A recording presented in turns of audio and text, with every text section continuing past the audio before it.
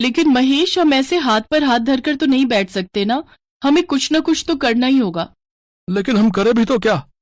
मैं ब्रेड पकौड़े बहुत अच्छे बना लेती हूँ, तो क्यों ना मैं ब्रेड पकौड़े बनाकर बेचूं। आइडिया तो अच्छा है, लेकिन मेरी तबीयत ठीक नहीं रहती, तो मैं तो तुम्हारी ज्यादा मदद नहीं कर पाऊंगा।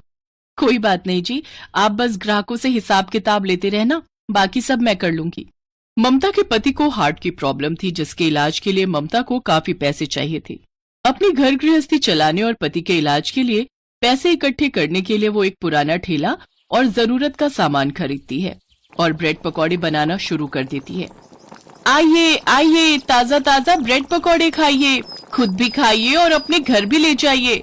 साथ में शानदार धनिया पुदीने की हरी चटनी भी खाइए। बहन जी, मेरे लिए एक ब्रेड पकौड़ा बनाना तो। हाँ हाँ भाई साहब, ये लीजिए। कुछ ही दिनों में ममता के पास ग्राहक आने शुरू हो गए। अब उसके सामान का खर्चा निकल जाता था, साथ ही कुछ पैसे भी बच जाते थे, जिससे उसका घर खर्च चल जाता था। लेकिन वो इतने अच्छे पैसे भी नहीं कमा पा रही थी कि वो कुछ बचत कर सके और अपने पति का सही से इलाज करवा सके। ऐसे ही कुछ दिन बीते। एक रोज ममता चटनी बनाने के लिए खेत में से हरा धनिया, पुदीना और हरी मिर्च तोड़ने जाती है, लेकिन उस दिन धनिया खेत में ज्यादा था नहीं। तभी उसकी नजर उसके साथ उग रहे कुछ हरे पत्तों पर जाती है। अरे, आज तो धनिया बहुत कम है। ऐसा करती हूँ, इस धनिया और पुदीने के साथ इन पत्तों को ही पीस देती हूँ। कुछ देर बाद वो ठेले पर आती है। ममता कहाँ रह गई थी? जल्दी से चटनी बना दो, ग्राहक आते ही होंगे। ममता जल्दी जल्दी चटनी सिलबट्टे पर पीसकर तैयार कर लेती है, लेकिन उस दिन उस चटनी का स्वाद कुछ अलग ही था, जिसे खाकर सभी ग्राहक खुश हो गए।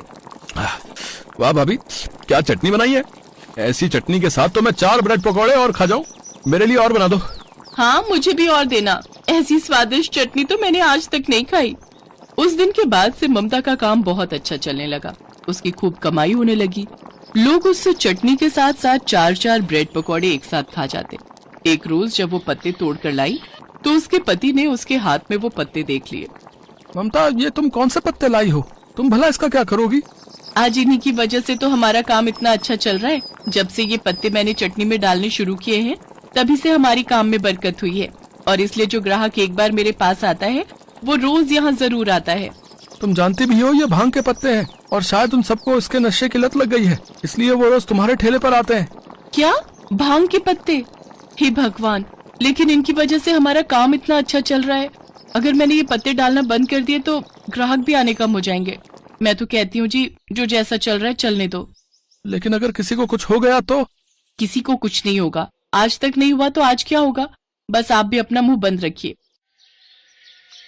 एक रोज एक लड़का विनीत उसके ठेले पर आया और ममता से कहने लगा, भाभी, कल दूसरे शहर से मेरे कुछ दोस्त यहाँ आ रहे हैं। मैंने उनसे आपके ब्रेड पकौड़े और स्वादिष्ट चटनी की खूब तारीफ की है। आप कल 8 लोगों के लिए 3-3 के हिसाब से ब्रेड पकौड़े और चटनी बना देना, ठीक है? हाँ हाँ, आप चिंता मत कीजिए, सब हो जाएगा। अगले दिन विनीत अपने दोस्तों के साथ ममता के ठेले पर आता है। उन सभी दोस्तों में 3 लोगों ने चटनी बहुत ज्यादा खाई, और वो सब खाते खाते उन ब्रेड पकौड़ों की भी बहुत तारीफ कर रहे थे। लेकिन अचानक ही वो तीनों खाते खाते जमीन पर गिर गए और बेहोश हो गए। भाभी, ये क्या मिला है इन ब्रेड पकौड़ों में? मेरे ये दोस्त बेहोश क्यों हो गए? मुझे कुछ नहीं पता। विनीत अपने दोस्तों को अस्पताल लेकर गया, जहाँ डॉक्टर ने उससे कहा, देखिए, इनके शरीर में कोई नशीला पदार्थ जरूरत से ज्यादा चला गया है, जिसकी वजह से वो तीनों बेहोश हो गए। विनीत पुलिस को बुलाता उससे पहले ही ममता पुलिस स्टेशन पहुंच गई और उसने पुलिस को सारी सच्चाई बता दी।